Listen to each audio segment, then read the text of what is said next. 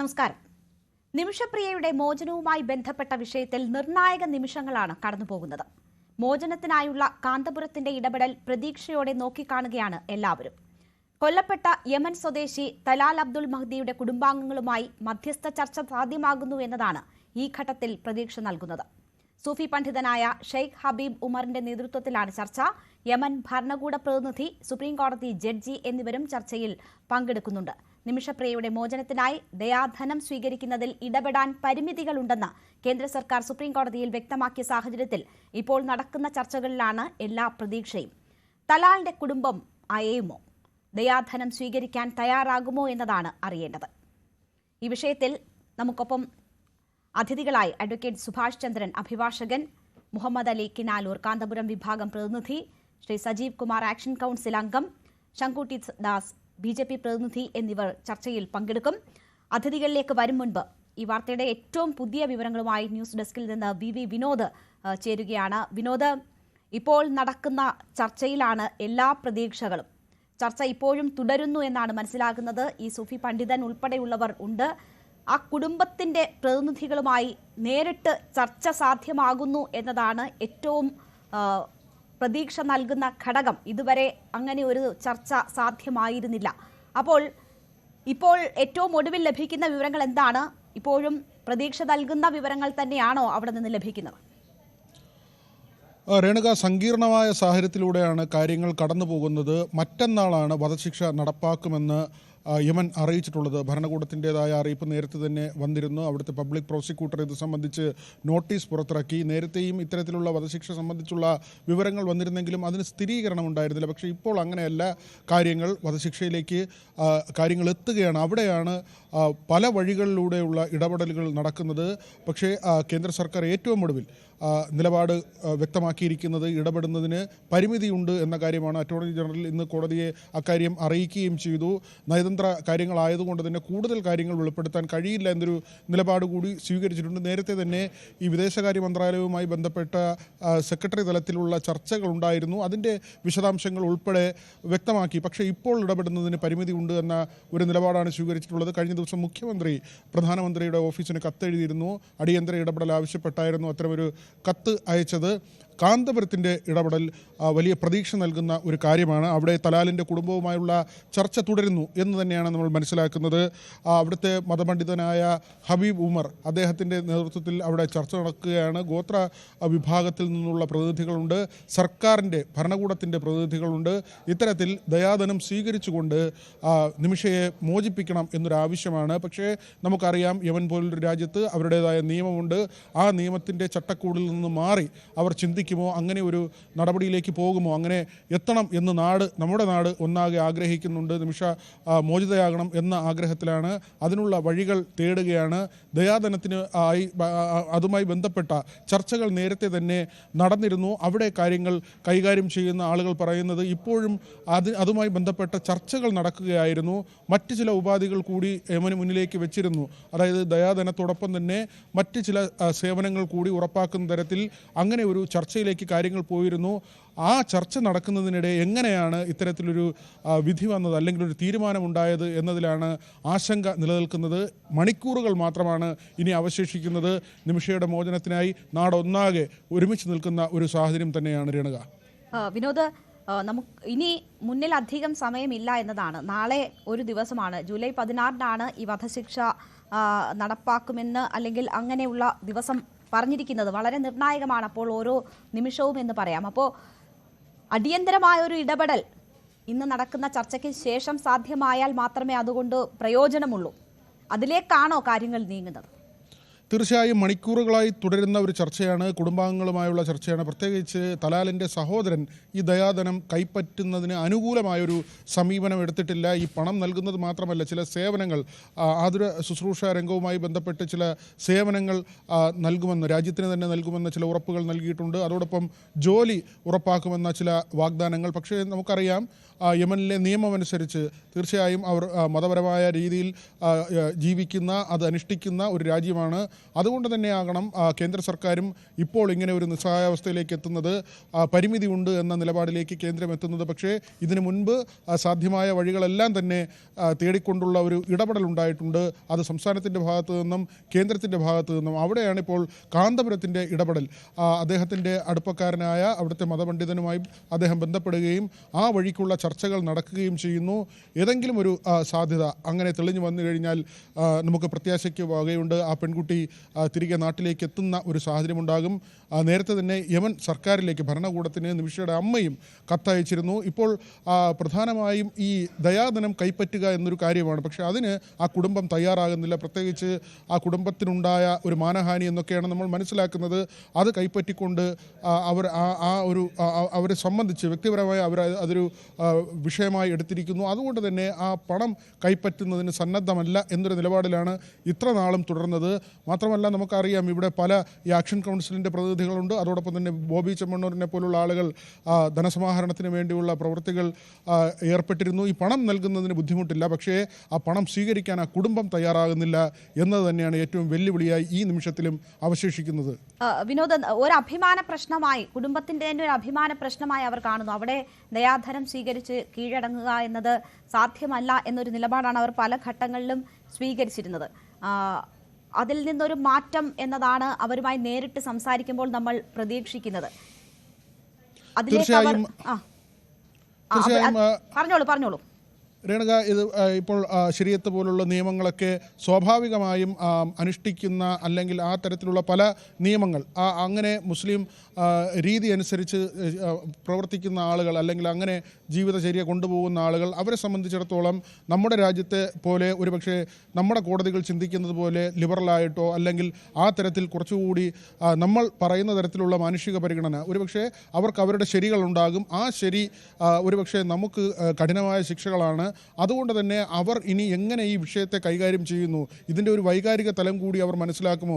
എന്തുകൊണ്ട് ഇങ്ങനെ ഒരു ക്രൈം സംഭവിച്ചു? ഈ കേസിനാസ്പദമായ സംഭവം നടക്കുന്നത് 2017 ഇവിടെ നിന്ന് നമുക്കറിയാം. ഇവിടെ നിന്ന് തൊഴിൽ തേടി അവിടെ എത്തുകയും അവിടെ ഒരു പങ്കാളി ഉണ്ടെങ്കിൽ മാത്രം ഒരു സ്ഥാപനം നടത്തിക്കൊണ്ടു പോകാൻ കഴിയുന്ന നിലയുമായിരുന്നു. തലാലിൻ്റെ ഭാഗത്ത് നിന്ന് നിരന്തരം പീഡനങ്ങൾ ഏറ്റുവാങ്ങേണ്ടി വന്നിരുന്നു. അതുകൊണ്ട് തന്നെ അവസാനം തലാലിനെ ഓവർഡോസ് മരുന്ന് നൽകി ശരീരത്തിൽ കുത്തിവെച്ച് കൊലപ്പെടുത്തിയെന്നാണ് കേസ്. പിന്നീട് ഒരു കൂട്ടുകാരിയുടെ സഹായത്തോടു കൂടി വീടിന് മുകളിലെ വാട്ടർ ടാങ്കിൽ ആ മൃതദേഹം മുറിച്ച് മറവ് ചെയ്യാൻ ശ്രമിച്ചു എന്ന തരത്തിലാണ് ആ കണ്ടെത്തലുണ്ടായത്. അതുകൊണ്ട് തന്നെ ഈ ഒരു കേസിൽ ആ രാജ്യം എങ്ങനെ ഇടപെടുന്നു, പ്രത്യേകിച്ച് അവിടുത്തെ ഗോത്ര വിഭാഗം, അവരെ സംബന്ധിച്ച് രൂഢമൂലമായ വിശ്വാസം അവർ കൊണ്ടു നടക്കുന്നവരാണ്. അങ്ങനെയുള്ള ജീവിതചര്യയിൽ പോകുന്ന ആളുകളാണ്. അതുകൊണ്ട് തന്നെ അവർ എങ്ങനെ ചിന്തിക്കും, ഈ വിഷയത്തിൽ എങ്ങനെ ഇടപെടും എന്നത് സുപ്രധാനമായ ഒരു കാര്യമാണ്. അതിന് അവരെടുക്കുന്ന ഒരു തീരുമാനത്തെ ആശ്രയിച്ചിരിക്കും ഇനി മോചനം എങ്ങനെ ഉണ്ടാകും, മോചനം സാധ്യമാണോ അല്ലയോ എന്ന തരത്തിലൊക്കെയുള്ള കാര്യങ്ങൾ. മണിക്കൂറുകൾ മാത്രമാണ് അവശേഷിക്കുന്നത് എന്നത് നെഞ്ചിടിപ്പ് കൂട്ടുന്ന, ആശങ്ക ഉണ്ടാക്കുന്ന ഒരു കാര്യം തന്നെയാണ്. മാത്രമല്ല അവിടെ ഈ മോചനത്തിനായി പ്രവർത്തിച്ചിരുന്ന ആളുകൾ പറയുന്നത് അവിടെ ചർച്ചകൾ നടക്കുകയായിരുന്നു. ഈ ദയാധനം കൈപ്പറ്റുന്നതിനപ്പുറത്തേക്ക് മറ്റ് ചില കാര്യങ്ങൾ കൂടി ഉപാധിയായി വെച്ചുകൊണ്ട് മോചനത്തിന് ഉള്ള വഴി തുറക്കാൻ ശ്രമിക്കുകയായിരുന്നു. പക്ഷേ ഇന്നിപ്പോൾ ഒരു നയതന്ത്ര തലത്തിൽ രാജ്യങ്ങൾ തമ്മിലുള്ള ഇടപെടലിലൂടെ ആ മോചനം സാധ്യമാകും എന്ന് കരുതുക വയ്യ. ആ വഴികൾ അടയുകയാണ്. ഇന്ന് സുപ്രീം കോടതിയിൽ ജഡ്ജിമാർ പറഞ്ഞത് തന്നെ മോചനം സാധ്യമായില്ലെങ്കിൽ അത് ദുഃഖകരമായ കാര്യമാണ്. ഇപ്പോൾ വിധി പറയുന്നില്ല, വെള്ളിയാഴ്ച ഈ കേസിൽ വിധി പറയാം എന്നതാണ്. പക്ഷേ നമുക്കറിയാം മറ്റന്നാൾ എന്ന ദിവസം വളരെ പ്രധാനപ്പെട്ട ഒരു ദിവസമാണ്. ആ രാജ്യം എങ്ങനെ ചിന്തിക്കുന്നു, അവിടുത്തെ ഗോത്ര വിഭാഗം എങ്ങനെ ചിന്തിക്കുന്നു, തലാലിൻ്റെ കുടുംബം എങ്ങനെ ചിന്തിക്കുന്നു എന്നതെല്ലാം തന്നെ വളരെ പ്രധാനപ്പെട്ട ഒരു കാര്യമാണ്. വിനോദ്, ഈ 16-ന് വധശിക്ഷ നടപ്പാക്കുമെന്നാണ് നമ്മൾ അറിയുന്നത്. എന്താണ് മറ്റ് തീരുമാനങ്ങൾ എന്നൊക്കെയുള്ളത് അറിയേണ്ടതുണ്ട്. പക്ഷേ ഈ അടിയന്തരമായി ഈ ശിക്ഷ നടപ്പാക്കുന്നത് നിർത്തിവെക്കാനുള്ള ഒരു ശ്രമം അല്ലെങ്കിൽ മാറ്റിവെക്കാനുള്ള ഒരു ശ്രമമെങ്കിലും നടന്നാൽ മാത്രമേ ഈ കുടുംബവുമായി കൂടുതൽ ചർച്ചകൾ സാധ്യമാവുകയുള്ളൂ. അതിനെങ്കിലും ഉള്ള സാധ്യതകൾ തെളിയുമോ ഇന്നത്തെ സംസാരത്തിൽ? അങ്ങനെയുള്ള ശ്രമങ്ങൾ കൂടിയാണോ ഇപ്പോൾ നടക്കുന്നത്? രേണുക, തീർച്ചയായും അങ്ങനെ തന്നെയാണ്. ഇപ്പോൾ നമ്മുടെ സമയമല്ല, അവിടെ ഏതാണ്ട് 3 മണിക്കൂർ നമ്മുടെ സമയം കഴിഞ്ഞാണ് ഈ തരത്തിലേക്ക് എത്തുന്നത്, നമ്മുടെ സമയത്തിലേക്ക് എത്തുന്നത്. ഈ ചർച്ചകൾ തുടരുകയാണ്. ഒരുപക്ഷെ വൈകുന്നേരത്തോടു കൂടി അവിടെ കാര്യങ്ങൾ തീരുമാനമാകും എന്ന തരത്തിലുള്ള ചില സൂചനകളാണ് നമുക്ക് ലഭിക്കുന്നത്. ഒരുപക്ഷെ ഈ 16-ാം തീയതി എന്നതിൽ നിന്ന് ഒരു മാറ്റം, ആ തീയതി മാറ്റിക്കൊണ്ടെങ്കിലും ഒരു തീരുമാനം, അത് രേണുക സൂചിപ്പിച്ചതുപോലെ തന്നെ അവിടെ അങ്ങനെ ഒരു സമവായത്തിലെത്തിയാൽ വീണ്ടും ഡയലോഗ്സിന് സാധ്യതയുണ്ട്, സംഭാഷണങ്ങൾക്ക് സാധ്യതയുണ്ട്, ഒരു അനുരഞ്ജനത്തിൻ്റെ പാതയിലേക്ക് കാര്യങ്ങൾ കൊണ്ടുവരാനുള്ള ഒരു അന്തരീക്ഷം തെളിഞ്ഞു വരും. പക്ഷേ ഇപ്പോൾ ഇറങ്ങിയിട്ടുള്ള ഈ ഉത്തരവ്, ഈ വിധി, അവിടുത്തെ പബ്ലിക് പ്രോസിക്യൂട്ടർ പുറത്തിറക്കിയിട്ടുള്ള ഈ ഉത്തരവ്, ആ ഉത്തരവ് മാറ്റാൻ യമൻ തയ്യാറാകാതിരിക്കുകയും ആ നിലപാടിൽ തന്നെ ഉറച്ചു നിൽക്കുകയും ചെയ്താൽ നമുക്കിന്ന് സുപ്രീം കോടതി പറഞ്ഞതുപോലെ തന്നെ ദുഃഖകരമായ, ഖേദമുണ്ടാക്കുന്ന ഒരു നിമിഷമായി അത് മാറും എന്നതിൽ ഒരു തർക്കവുമില്ല. കാരണം വർഷങ്ങളായി നിമിഷപ്രിയയ്ക്ക് വേണ്ടിയുള്ള ഒരു പ്രയത്നം, ആ കുട്ടിയെ നാട്ടിലെത്തിക്കുന്നതിന് വേണ്ടിയുള്ള ഇടപെടൽ നടക്കുന്നുണ്ട്. ഏറ്റവും ഒടുവിൽ നമുക്കറിയാം ഉമ്മൻചാണ്ടിയുടെ ഇടപെടൽ, അത് ഓർമ്മിപ്പിച്ചുകൊണ്ട് അദ്ദേഹത്തിൻ്റെ മകനും ചാണ്ടി ഉമ്മനും അദ്ദേഹത്തിൻ്റെ ഭാര്യയും കഴിഞ്ഞ ദിവസം പോലും ഗവർണറെ കാണുന്ന ഒരു നിലയുണ്ടായി. ഗവർണറുടെ ഇടപെടലാണ് ഈ കാര്യത്തിൽ അവർ ആവശ്യമായി ഉന്നയിച്ചത്. ഇവിടെ നിന്നുള്ള MP-മാർ അടക്കമുള്ളവർ ഈ വിഷയത്തിൽ നേരത്തെ ഇടപെട്ടതാണ്. കേരള സർക്കാർ ഇടപെട്ടു, പാർലമെൻറ്റ് അംഗങ്ങൾ ഇടപെട്ടു, കേന്ദ്ര സർക്കാരിൻ്റെ ഇടപെടലുണ്ടായി. ആ തലത്തിൽ വിപുലമായ പല വഴികളിലൂടെയുള്ള പരിശ്രമം ഉണ്ടായി എന്ന് നമുക്ക് പറയാം. പക്ഷേ അതൊന്നും തന്നെ ഫലവത്താകുന്ന ഒരു സാഹചര്യത്തിലേക്ക് പോയിരുന്നില്ല. ഇപ്പോൾ കാന്തപുരം നടത്തുന്ന ഇടപെടൽ അത് വളരെ നിർണായകമാണ്, ഏവരും ശ്രദ്ധയോടെ കാണുന്ന ഒരു കാര്യവുമാണ്. തീർച്ചയായും എന്തായാലും നമുക്ക് പ്രതീക്ഷയോടുകൂടി തന്നെ കാത്തിരിക്കാം. VV വിനോദാണ് വാർത്തയുടെ വിശദാംശങ്ങൾ, ഏറ്റവും പുതിയ വിവരങ്ങൾ നൽകിയത്. നമുക്ക് ചർച്ചയിലേക്ക് കടക്കുമ്പോൾ ആദ്യം മുഹമ്മദ് അലി കിനാലൂർ നമുക്കൊപ്പം ചേരുകയാണ്. കാന്തപുരം വിഭാഗം പ്രതിനിധിയാണ് അദ്ദേഹം. ശ്രീ മുഹമ്മദ് അലി കിനാലൂർ, എല്ലാവരും പ്രതീക്ഷയോടുകൂടി ഉറ്റുനോക്കുന്നത് യമനിൽ നടക്കുന്ന ചർച്ചയിലാണ്. കാന്തപുരത്തിൻ്റെ ഇടപെടലിലാണ് ഇപ്പോൾ അത്തരമൊരു ചർച്ച സാധ്യമാകുന്നത്. ഈ സൂഫി പണ്ഡിതൻ ഉൾപ്പെടെ അതിൽ പങ്കെടുക്കുന്നു. കുടുംബത്തിൻ്റെ പ്രതിനിധിയുണ്ട്. ഈ തലാലിൻ്റെ സഹോദരൻ ആ ചർച്ചയിൽ ഉണ്ട്. കുടുംബവുമായി ഒരു ചർച്ച സാധ്യമാകുന്നു എന്നതുപോലും പ്രതീക്ഷയാണ്. എന്താണ് ഏറ്റവും ഒടുവിൽ അവിടെ നിന്ന് ലഭിച്ച സൂചനകൾ? ചർച്ച വൈകുന്നേരത്തോടു കൂടി പൂർത്തിയാകുമെന്നും അപ്പോൾ ഒരു വിവരം അറിയാമെന്നുമാണ് എല്ലാവരും പ്രതീക്ഷിക്കുന്നത്. അവിടുത്തെ സമയം വൈകുന്നേരത്തേക്ക് അടുക്കുന്നുണ്ട്. എന്തെങ്കിലും അറിയാൻ കഴിഞ്ഞിട്ടുണ്ടോ? നമ്മൾ ഈ ചർച്ച ആരംഭിക്കുന്നതിന് തൊട്ടു മുമ്പ് ഞാൻ മർക്കസിലെ സുഹൃത്തുക്കളുമായി ബന്ധപ്പെട്ടിരുന്നു. അവർ അറിയിച്ചത് ഇപ്പോഴും ചർച്ച പുരോഗമിച്ചു കൊണ്ടിരിക്കുകയാണ് എന്നതാണ്. ചർച്ചയിൽ പ്രതീക്ഷാപരമായ മുന്നേറ്റമുണ്ടായി എന്ന് തന്നെയാണ് ഈ സമയത്ത് നമുക്ക് പങ്കുവെക്കാൻ കഴിയുന്ന വിവരം. യമൻ നമുക്കറിയാവുന്നത് പോലെ ഒരു രാഷ്ട്രീയ സ്ഥിരതയുള്ള ഒരു രാജ്യമല്ല. അതുകൊണ്ട് തന്നെ രാഷ്ട്രീയമായ ചില ഇടപെടലുകൾക്ക്, നയതന്ത്രപരമായ ഇടപെടലുകൾക്ക് ചില പരിമിതികളുണ്ട്.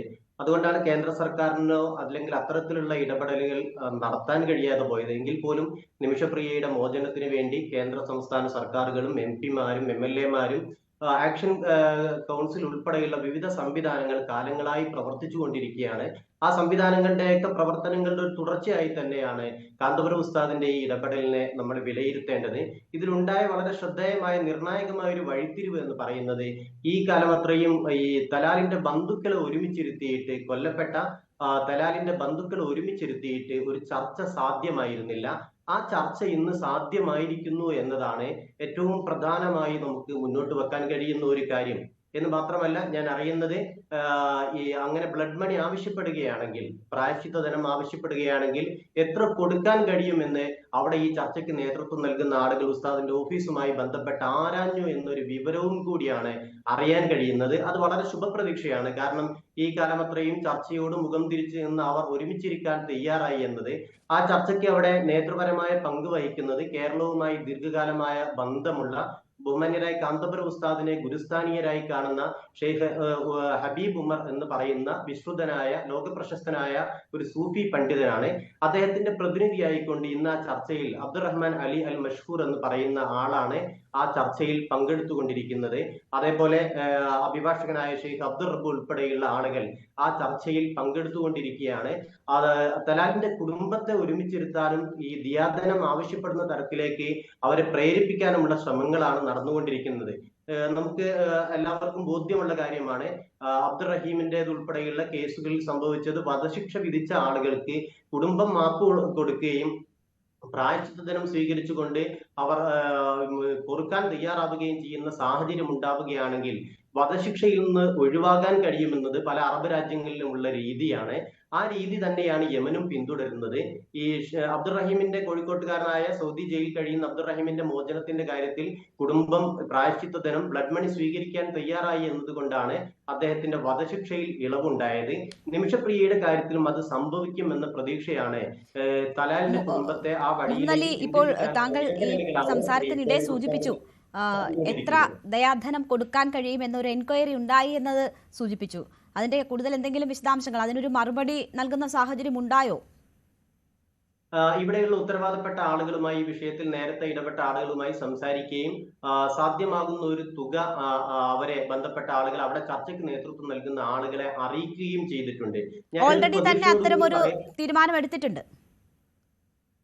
അവർ സമ്മതിക്കുമോ ഇല്ലേ എന്നുള്ളതല്ല, എങ്കിൽ പോലും അവർ ചോദിക്കുകയാണെങ്കിൽ പ്രായശ്ചിത്ത ധനം എന്ന് പറയുന്ന ആശയത്തിലേക്ക്, ബ്ലഡ് മണിയിലേക്ക് അവർ വരികയാണെങ്കിൽ എത്ര കൊടുക്കാൻ കഴിയും എന്നതിനെ കുറിച്ച് അവിടെ ചർച്ചയ്ക്ക് നേതൃത്വം നൽകുന്ന ആളുകൾ ഇവിടെ ഇടപെട്ടിട്ടുള്ള ഉസ്താദിനോട്, ഉസ്താദിന്റെ ഓഫീസിനോട് ബന്ധപ്പെടുകയും അത് ഈ വിഷയങ്ങളിൽ നേരത്തെ ഇടപെടലുകൾ നടത്തിയിട്ടുള്ള ആളുകളോട് ഉൾപ്പെടെ സംസാരിച്ചുകൊണ്ട് ഒരു തുക നമ്മൾ അറിയിക്കുകയും ചെയ്തിട്ടുണ്ട്. അതിപ്പോ ഇവിടെ ഇങ്ങനെ വെളിപ്പെടുത്തേണ്ടതില്ല എന്ന് ഞാൻ വിചാരിക്കുകയാണ്. അങ്ങനെ ഒരു അങ്ങനെ ഒരു തീരുമാനം അത് സംബന്ധിച്ച് അറിയിക്കാൻ കഴിഞ്ഞോ എന്ന് അറിയാൻ വേണ്ടിയിട്ടായിരുന്നു. നിയമപരമായ, ഞാനൊരു ഒറ്റ വാചകം കംപ്ലീറ്റ് ചെയ്യട്ടെ. ഈ പ്രായശ്ചിത്ത ധനം സ്വീകരിച്ചുകൊണ്ട് വധശിക്ഷയിൽ നിന്ന് ഒഴിവാക്കുക എന്നത് അവിടെ നിയമപരമായി തന്നെ സാധുതയുള്ള ഒരു കാര്യമാണ്. ആ നിയമപരമായി നമ്മുടെ രാജ്യത്തിന്റെ താല്പര്യം മുൻനിർത്തിക്കൊണ്ട് യമനിന്റെയും കൂടി രാഷ്ട്രീയമായ സാഹചര്യങ്ങളെയൊക്കെ മുന്നിൽ കണ്ടുകൊണ്ട് രണ്ട് രാജ്യത്തിന്റെയും കൂടി ഒരു വിഷയത്തെ മുന്നിൽ കണ്ടുകൊണ്ടുള്ള സജീവമായ ഇടപെടലാണ് നടന്നുകൊണ്ടിരിക്കുന്നത്. തികച്ചും നിയമപരമായ ഇടപെടലാണ് ഉസ്താദിന്റെ നേതൃത്വത്തിൽ ഇപ്പോൾ അവിടെ നടത്തിക്കൊണ്ടിരിക്കുന്നത്. നമുക്ക് ശുഭപ്രതീക്ഷയോടുകൂടി തന്നെ കാത്തിരിക്കാം എന്നാണ് എനിക്ക് ഈ സമയത്ത് പറയാൻ കഴിയുന്നത്. അങ്ങനെ തന്നെ ചെയ്യാം. മാത്രവുമല്ല, ചർച്ച സാധ്യമായത് തന്നെ ഒരു നിർണായക ഇടപെടലാണ്. അത് ഫലവത്താകട്ടെ എന്ന് നമുക്ക് പ്രതീക്ഷിക്കാം. ശ്രീ സജീവ് കുമാർ കൂടി നമുക്കൊപ്പം ചേരുകയാണ്. ആക്ഷൻ കൗൺസിൽ അംഗമാണ് അദ്ദേഹം. ശ്രീ സജീവ് കുമാർ, താങ്കൾ വർഷങ്ങളായി ഈ വിഷയവുമായി ഇടപെടുന്ന വ്യക്തിയാണ്. മാത്രവുമല്ല യമനിൽ ഉണ്ടായിരുന്ന വ്യക്തിയാണ്. ഇപ്പോഴത്തെ ചർച്ചകൾ, ഇതുവരെ നടന്നിട്ടുള്ള ചർച്ചകളേക്കാൾ വളരെ പ്രധാനപ്പെട്ടതാണ് കുടുംബവുമായി നേരിട്ട് കുടുംബത്തിന്റെ പ്രതിനിധികളുമായി നടക്കുന്ന ചർച്ച എന്ന ഒരു പ്രത്യേകതയുണ്ട്. മാത്രവുമല്ല ഈ ഭരണകൂടത്തിന്റെ പ്രതിനിധി ഈ ചർച്ചയിലുണ്ട്. മാത്രവുമല്ല ഈ സൂഫി പണ്ഡിതൻ, അദ്ദേഹത്തിന്റെ ഒരു ഇൻഫ്ലുവൻസ് എത്രമാത്രം എന്നത് താങ്കൾക്ക് പറഞ്ഞു തരാൻ കഴിയുന്നതാണോ? ഒപ്പം ഈ അഡ്വക്കേറ്റ്സ് ആണോ അതോ ഈ കേസിലെ ഏറ്റവും പ്രധാനപ്പെട്ട ജഡ്ജിമാരെന്നും പറയുന്നുണ്ട്, അഡ്വക്കേറ്റ്സ് ആണെന്നും പറയുന്നുണ്ട്, അങ്ങനെയുള്ളവരും ഒക്കെ പങ്കെടുക്കുന്നുണ്ട്. അപ്പോൾ ഈ ചർച്ച എത്രമാത്രം പ്രധാനപ്പെട്ടതെന്ന് താങ്കൾ കരുതുന്നു? തീർച്ചയായും വളരെ പ്രധാനപ്പെട്ടതാണ്. കാരണം കഴിഞ്ഞ 5 വർഷമായിട്ട് ആക്ഷൻ കൗൺസിലിന്റെ നേതൃത്വത്തിൽ വളരെ കാര്യമായി പല രീതിയിൽ നമുക്ക് ഇന്ത്യയിൽ എന്ന ലോകത്ത് തന്നെ നമുക്ക് മുട്ടാവുന്ന എല്ലാ വാതിലുകളും മുട്ടിയിട്ടുണ്ട്. തീർച്ചയായും അതിന്റെ ഇന്ത്യൻ പ്രധാനമന്ത്രിയുടെ ഓഫീസ് മുതൽ ഇങ്ങോട്ട് താഴെയുള്ള നമ്മുടെ നിമിഷപ്രിയയുടെ നാട്ടിലെ ആളുകളെ ഉൾപ്പെടെ സംഘടിപ്പിച്ചുകൊണ്ട് ഇത്രയേറെ ബൃഹത്തായ ഒരു മൂവ്മെന്റ്, ഒരു പക്ഷേ ഒരാളെ രക്ഷിക്കുന്നതിന് വേണ്ടി, ഒരു പ്രവാസിയെ രക്ഷിക്കുന്നതിന് വേണ്ടി ഇതിനു മുൻപെങ്ങും ലോകത്ത് നടന്നിട്ടുണ്ടാവും ഞാൻ കരുതുന്നില്ല. അത്രയേറെ ത്യാഗം സഹിച്ച് നൂറുകണക്കിന് ആളുകൾ ഇതിന്റെ പിന്നിലുണ്ടായിരുന്നു. അതിന് പലപ്പോഴും നിങ്ങൾക്ക് നേരത്തെ മുഹമ്മദ് അലിയൊക്കെ സൂചിപ്പിച്ചതുപോലെ യമനിലെ സാമൂഹിക സാഹചര്യങ്ങൾ, രാഷ്ട്രീയ സാഹചര്യം അത് നമുക്ക് വലിയ തടസ്സമായിരുന്നു. ഒരുപക്ഷെ മറ്റ് മിഡിൽ ഈസ്റ്റ് രാജ്യങ്ങളിൽ എവിടെയെങ്കിലും ആയിരുന്നെങ്കിൽ വളരെ പെട്ടെന്ന് തന്നെ നമുക്ക് കുടുംബത്തിലേക്ക് എത്തുന്നതിനും അതിന് ചർച്ചകൾ ഫലപ്രദമാക്കി വിജയിപ്പിക്കുന്നതിലൊക്കെ സാധിക്കുമായിരുന്നു. എന്നാൽ യമനിലെ ഒരു സാമൂഹിക സാഹചര്യം, അവിടുത്തെ ഗോത്ര വിഭാഗങ്ങൾ എല്ലാം കൂട്ടിപ്പണഞ്ഞു കിടക്കുന്ന ഒരു അന്തരീക്ഷമെല്ലാം ഇതിലേക്ക് വലിയ തടസ്സമായിരുന്നു. എന്നിരുന്നാലും നമ്മൾ സാധ്യമായ എല്ലാ വഴികളും നമ്മൾ അതിനുവേണ്ടി ഉപയോഗിച്ചു. കുടുംബത്തിലേക്ക് എത്തുന്നതിന് ആവശ്യമായ പ്രാഥമിക ഇടപെടലുകൾ പല ഘട്ടത്തിലും നടത്തിയിരുന്നു. എന്നാൽ കുടുംബം കൂട്ടായി നമുക്ക് അനുകൂലമായ നിലപാടെടുക്കുന്ന ഒരു സ്ഥിതിയിലേക്ക് എത്തിക്കുന്നതിൽ സാധിച്ചിരുന്നില്ല. എന്നാൽ ഇപ്പോൾ നമ്മുടെ എ പി അബൂബക്കർ മുസല്യാരുടെ നേതൃത്വത്തിൽ നടന്നിട്ടുള്ള ഇടപെടലുകൾ അത് തീർച്ചയായും, പ്രത്യേകിച്ച് ഈ ഒരു അവസരത്തിൽ അത് വളരെ വളരെ വിലപ്പെട്ടതാണ്. അത് മനുഷ്യരുടെ ജീവൻ രക്ഷിക്കുന്നതിലേക്കുള്ള ഒരു പ്രധാനപ്പെട്ട ചുവടുവെപ്പായിട്ട് ഞങ്ങൾ കരുതുകയാണ്. ഇന്ന് വൈകിട്ട് ആക്ഷൻ കൗൺസിൽ ഭാരവാഹികൾ എന്നുള്ള നിലയ്ക്ക് ഞങ്ങൾ എ പി അബൂബക്കർ കാന്തനെ നേരിട്ട് കണ്ട് സംസാരിക്കുകയും അദ്ദേഹവുമായിട്ട് കുറെ നേരം അതുമായിട്ട് കാര്യങ്ങൾ സംസാരിക്കുകയും നമ്മുടെ ആശയങ്ങളും നമ്മുടെ ആശങ്കകളും എല്ലാം പരസ്പരം പങ്കുവെക്കുകയൊക്കെ ചെയ്തിട്ടുണ്ട്. തീർച്ചയായും അദ്ദേഹം അതിനുവേണ്ടിയുള്ള വലിയ ശ്രമങ്ങൾ ഒരുപക്ഷെ ഇതിനു മുൻപ് ആരും നടത്തിയിട്ടില്ലാത്ത വിധം വളരെ കാര്യക്ഷമമായി ഇടപെടുന്നുണ്ട് എന്ന് തന്നെ ഞങ്ങൾ കരുതുകയാണ്. ഇത് തീർച്ചയായും വരും ദിവസങ്ങളിൽ നമുക്ക് നല്ല വാർത്ത നൽകുമെന്ന് തന്നെയാണ് ഞങ്ങളുടെ പ്രതീക്ഷ. തീർച്ചയായും എന്തായാലും നയതന്ത്ര തലത്തിൽ ഇടപെടലിന് പരിമിതികളുണ്ട് എന്ന് കേന്ദ്രം തന്നെ കോടതിയിൽ വ്യക്തമാക്കിയ ഒരു ദിവസം കൂടിയാണ്. അവിടെയാണ് ഇങ്ങനെ ഒരു ചർച്ച സാധ്യമാകുന്നത്, അത് കാന്തപുരം ഇതിന്റെ ഇടപെടലിൽ സാധ്യമാകുന്നത് എന്നത് വളരെ പ്രധാനപ്പെട്ട കാര്യമാണ്. അഡ്വക്കേറ്റ് സുഭാഷ് ചന്ദ്രൻ കൂടി നമുക്കൊപ്പം ചേരുകയാണ്. അഡ്വക്കേറ്റ് സുഭാഷ് ചന്ദ്രൻ, ഇവിടെ ഇപ്പോൾ ഇന്ന് എല്ലാവരുടെയും ശ്രദ്ധ കോടതിയിലേക്കായിരുന്നു. ഇനി ദിവസങ്ങളില്ല. അപ്പോൾ ഇന്ന് എന്ത് കോടതിയിൽ കേന്ദ്രം പറയുന്നു എന്നത് എല്ലാവരും ഉറ്റുനോക്കി. അവിടെയാണ് ഈ ഒരു പരിമിതിയെക്കുറിച്ച് കേന്ദ്രം പറഞ്ഞത്. സാധ്യമായതെല്ലാം ചെയ്തു, നയതന്ത്ര തലത്തിൽ ഇടപെടലിനുള്ള പരിമിതികൾ ഉണ്ട്, മറ്റ് സാധ്യമായ വഴികൾ തേടുന്നു എന്നതാണ് കേന്ദ്രം അറിയിച്ചിരിക്കുന്നത്.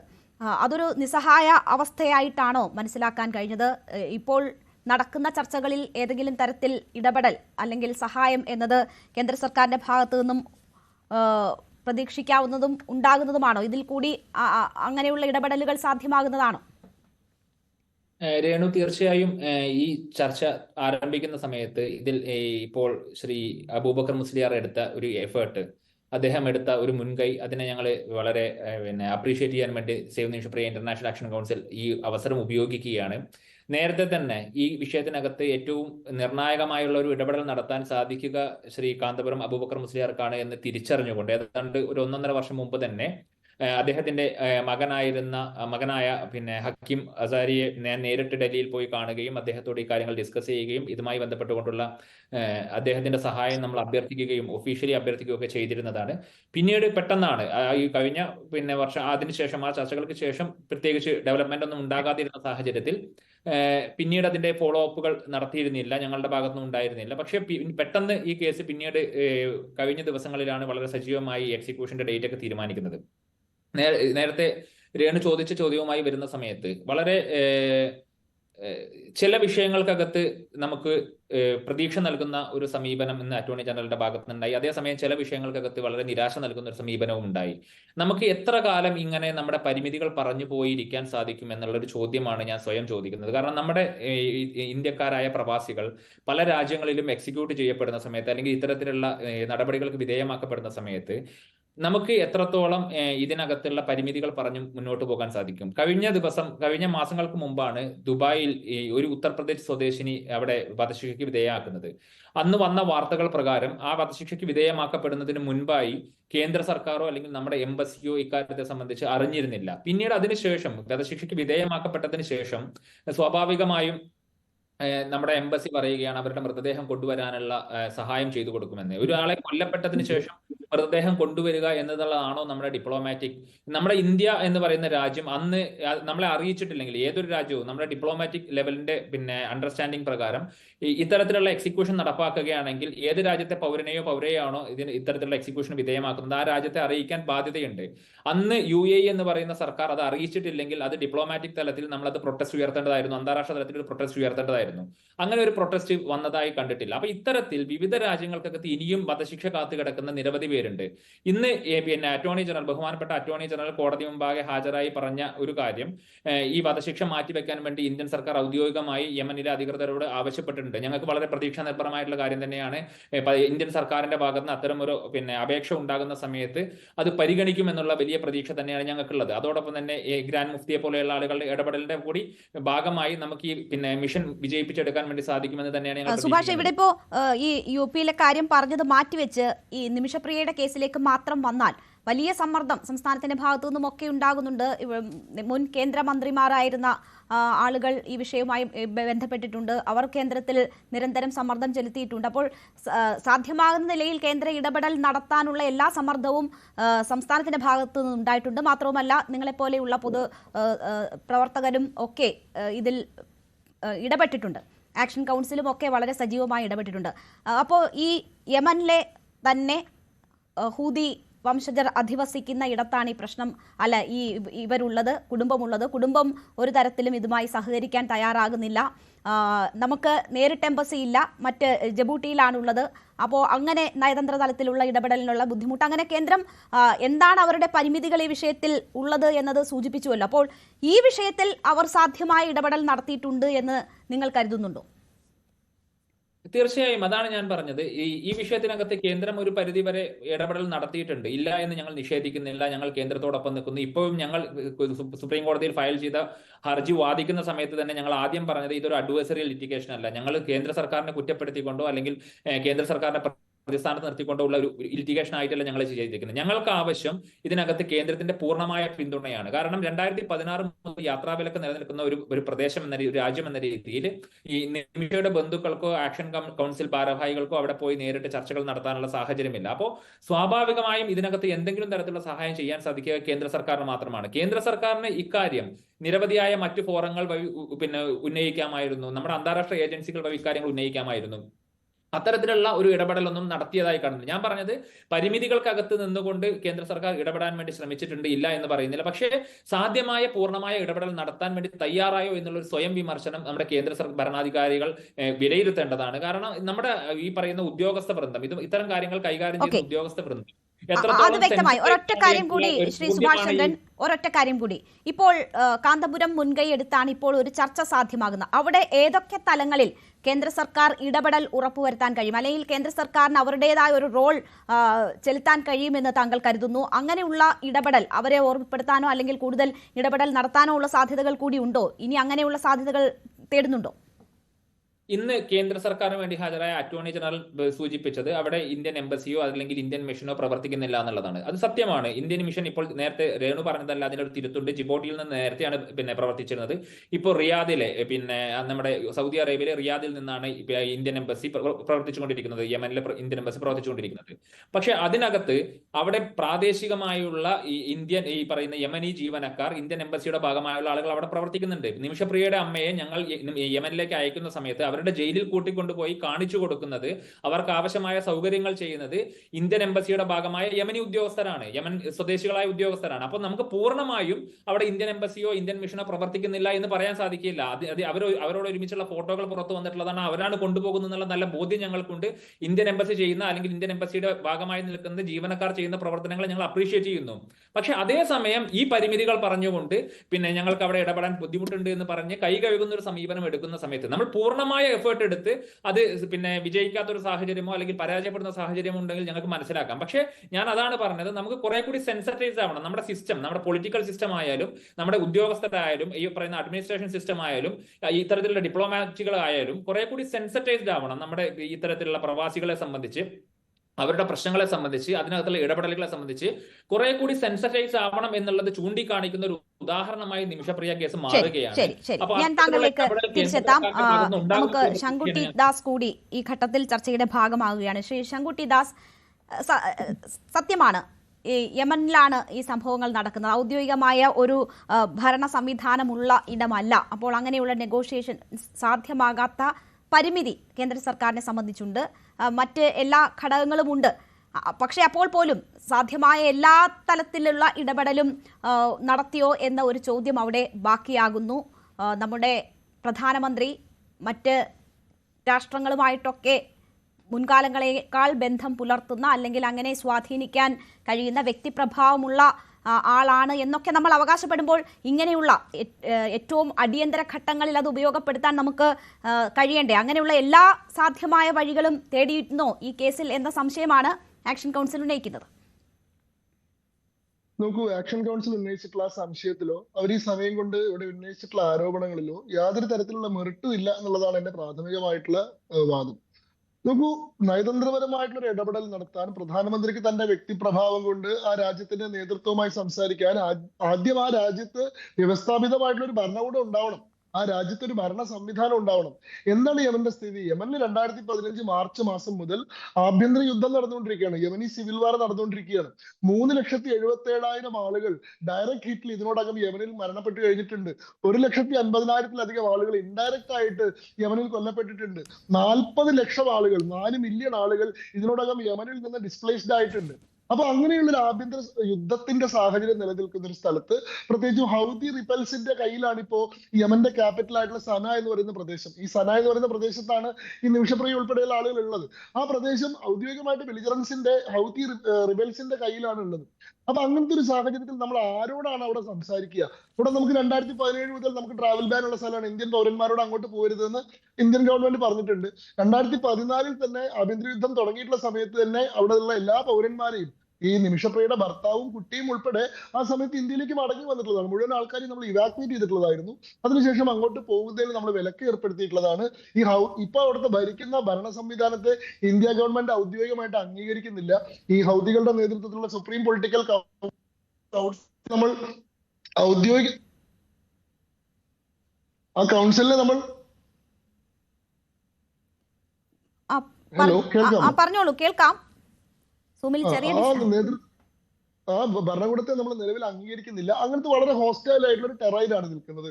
ആ സമയത്ത് എങ്ങനെയാണ് നയതന്ത്രപരമായിട്ടുള്ള ഇടപെടൽ നടത്തുക? സാധ്യമായിട്ടുള്ള എല്ലാ കാര്യങ്ങളും നമ്മൾ ഇപ്പോഴും ചെയ്യുന്നുണ്ട്. നമുക്ക് അവിടെ അവിടെ സംസാരിക്കാൻ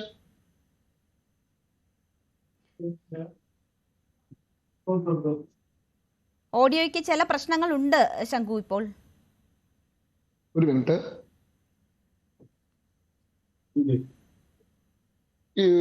ഇനി വ്യക്തമാവുമെന്ന് വിചാരിക്കുന്നു. കേൾക്കാം.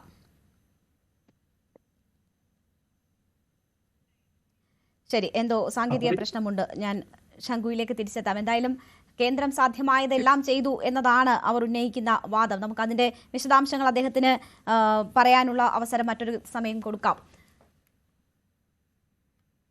മുഹമ്മദ് അലി കിനാലൂർ, എന്നെ കേൾക്കാമോ? മുഹമ്മദ് അലി കിനാലൂർ, ഇതിപ്പോൾ നമ്മൾ വർഷങ്ങളായി നിമിഷപ്രിയയുടെ മോചനത്തിന് വേണ്ടിയുള്ള ശ്രമം നടത്തിക്കൊണ്ടിരിക്കുകയാണ്.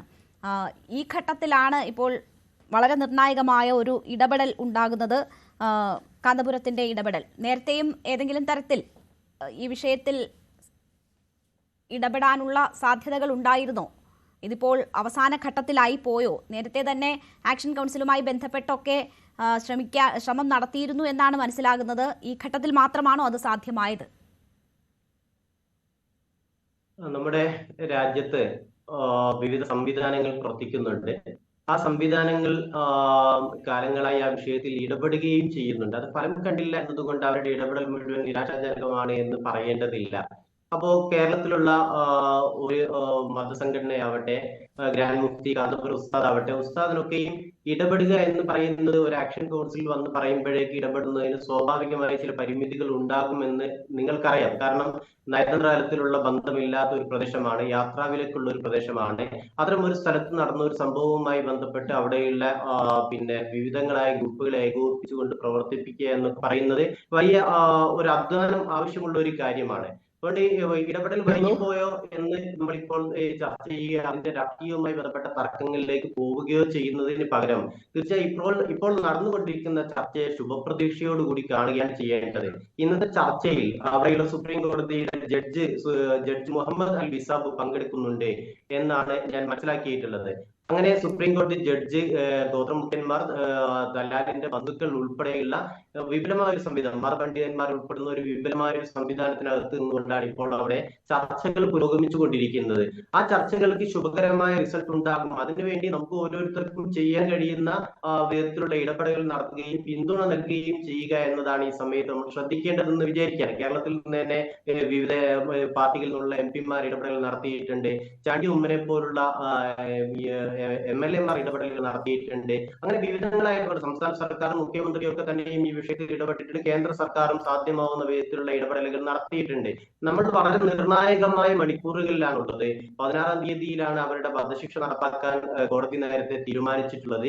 ഈ മണിക്കൂറുകളിൽ നമ്മൾ രാഷ്ട്രീയം സംസാരിച്ച് കേന്ദ്ര സർക്കാരിന് വീഴ്ച പറ്റിയോ സംസ്ഥാന സർക്കാരിന് വീഴ്ച പറ്റിയോ എന്നതിലുപരിയായിക്കൊണ്ട് നമ്മൾ ഒരുമിച്ച് നിന്നുകൊണ്ട് ഈ ഐക്യത്തെ സാധ്യമാക്കുക, ഈ മോചനം സാധ്യമാക്കുന്നതിന്, വധശിക്ഷയിൽ നിന്ന് രക്ഷപ്പെടുന്നതിന് ആവശ്യമായ ഇടപെടലുകൾ നടത്തിക്കൊണ്ടിരിക്കുന്ന ആളുകളെ പിന്തുണയ്ക്കുകയാണ് വേണ്ടത്. ഞാൻ ഇതിൽ പ്രതീക്ഷയോടുകൂടി കാണുന്ന ഒരു കാര്യം, ഹബീബ് ഉമർ എന്ന് പറയുന്നത് കേരളവുമായി വളരെ അടുത്ത ബന്ധം പുലർത്തുന്ന ആളാണ്.